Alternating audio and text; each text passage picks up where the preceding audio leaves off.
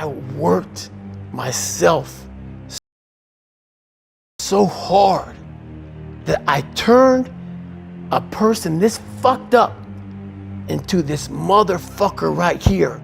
Not off of reading a fucking book off a theorist, off of going to work on myself and saying, I don't know how to do this, but I know that to get over there to that fucking side, I gotta grind myself into a fucking fine powder. And I did it. I did it off of sure will. And very few people will know how that feels. I believe that most human beings are only living at about 40% of their capability.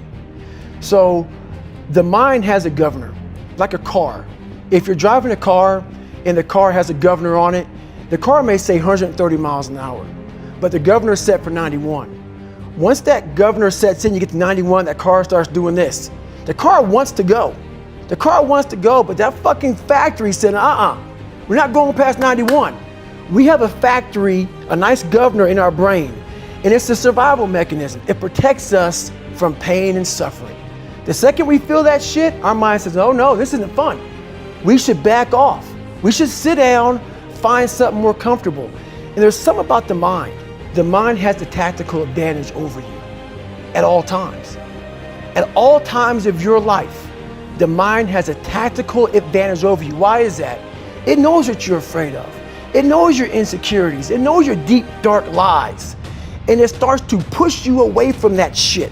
It pushes you in a direction that is comfortable.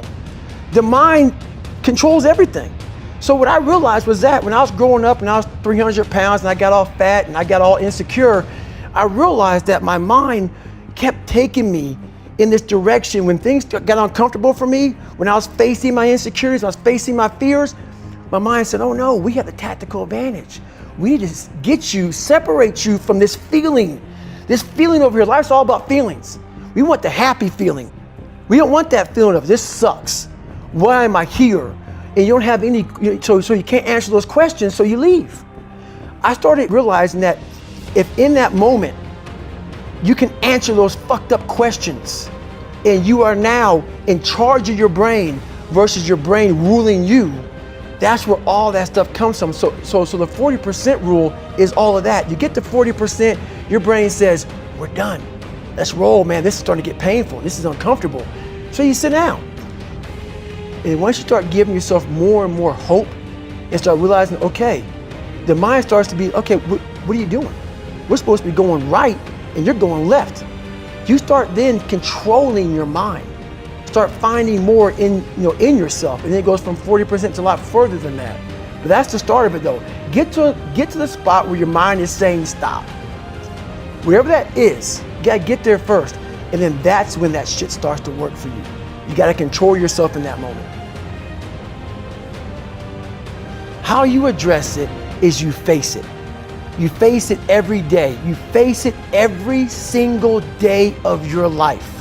Where you say, okay, like if you're fat and you need to lose weight, it's patience. It's patience in this fact of accepting who you are right now. I'm fat, I don't like myself. Accepting the fact that if you lose 3 or 4 pounds, that's a huge accomplishment. You have to live in your own fucking world. If you're not real and raw with who the fuck you are, nothing's gonna change.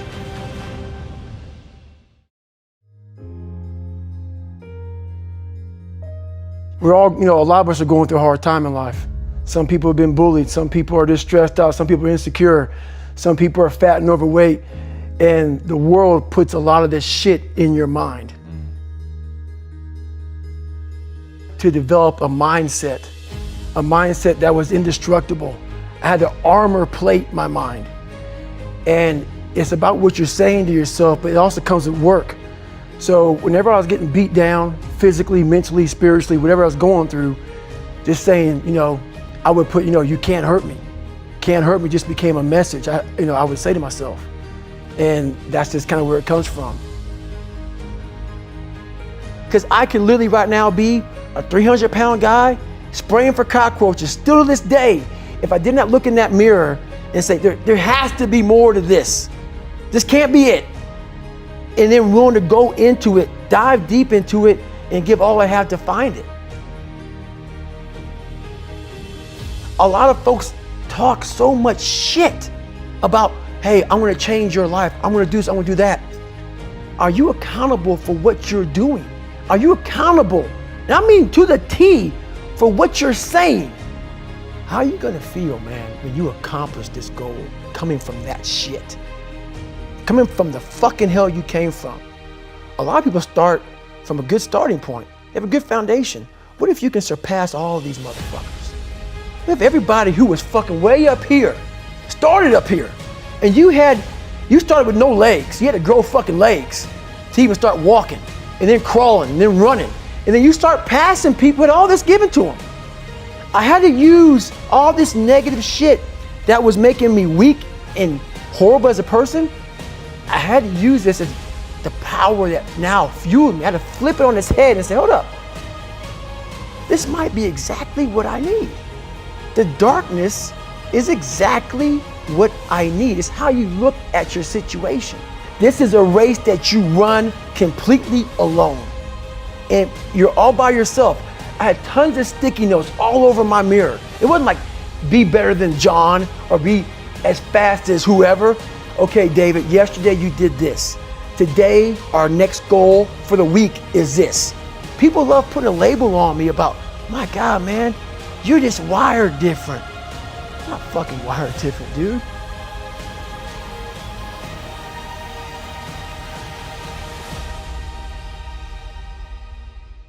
So a lot of people can live with themselves. That's the first thing. A lot of people can live with themselves, look in the mirror and say, I'm okay with being afraid. I'm okay with going on this easy highway over here. The easy highway has all these fucking signs and shit, directions, how to get somewhere. And you have to first be uncomfortable with how you feel about yourself. With that voice that a lot of us like to run away from, we all have it. We all have that voice that say, hey man, you know, you're kind of wimping out right now. You're kind of being a little punk right now. But a lot of us say, okay, that's okay. It's okay to tell these little white lies to ourselves. So we first have to face the real you. The real me is David Goggins. The real me is the guy looking at you right now saying, I don't want to fucking be on this show right now because I used to stutter as a kid. And I'm afraid of that. I'm afraid that here in a second, I'm going to start fucking stammering and stuttering and the whole world's going to know that I have all these issues. But that's when I see right now, okay, Goggins, you got to go on this fucking show. That's Goggins. Goggins is saying, okay, David Goggins, you're a punk. Life made you this way. We can't live like this. We can't live in fear. We can't live in judgment. We can't be afraid of what the fuck people right now are looking at me saying about me. We cannot be afraid of that. But you have to be David Goggins and say, man, I'm afraid of this. I'm fucked up here. Life made me this way here. I stutter. I have these issues with reading and writing, and I'm fat and I'm insecure. You have to face that in that dark room. In that dark room is who you are. But in that dark room is where you have to create another human being that walks out of that dark room to face who you are. Every day, like you said, I'm in search for a feeling. I'm not in search for a trophy. I'm not in search for love. I'm not in search for more followers on Instagram or social media. When I started this journey years ago, and I realized that I'm going to be somebody, and I'm searching for a feeling of true victory for myself, and only myself. The second I shut out the whole world and realized that one thing, that I am in this world alone. I'm fighting this race by myself. Yeah, I'm all about people, I'm all about team, I'm all about that shit. But I'm really all about right now and in my life, just like you said, no one knows the real truth about me, how hard I really go. I don't care if anybody knows. I don't want anybody to know. I'm an introvert. I live an introverted life. And I love that about me. That right there is my fuel. Is I know that there's really no one out there grinding like me. And if they are, so be it. If I know about you, I'll make sure that I up my game. The most important conversation you will ever have in your fucking life is the one you have with yourself. You wake up with it, you walk around with it, you go to bed with it. Eventually, you're going to act on it.